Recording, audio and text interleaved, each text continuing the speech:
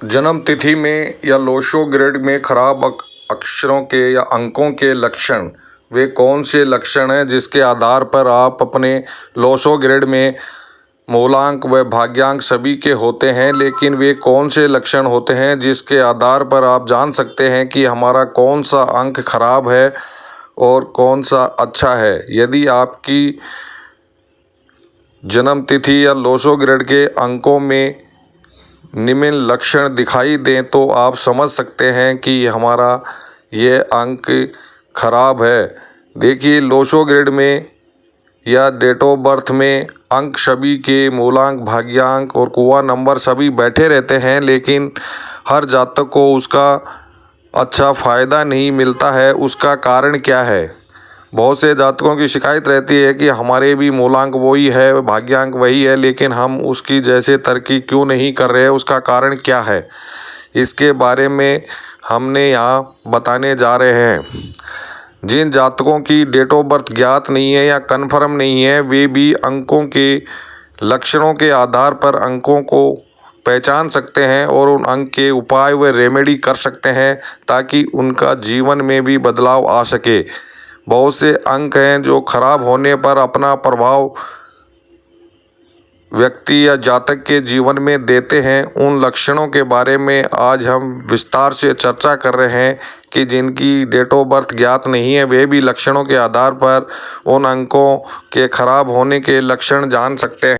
यदि आपके Lo Shu grade या जन्म तिथि में अंक एक सूर्य का यदि खराब है तो पिता से संबंध अच्छे नहीं होते हैं और पिता पुत्र के बीच में अच्छी संबंध नहीं होते हैं, मनमुटाव रहता है।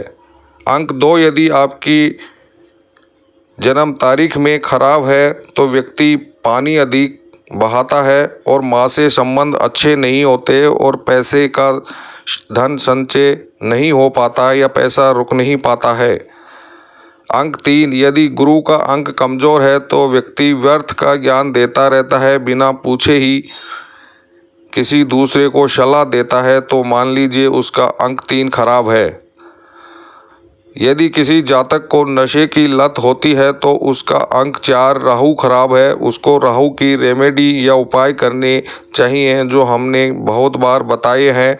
और जिन जातकों का अंक 5 बुध का यदि कमज़ोर होता है तो जातक गालियां देता रहता है और बात बात में उसके मुंह से गालियां निकलती हैं, तो ये इन अंकों के खराब लक्षण दिखाई देते हैं।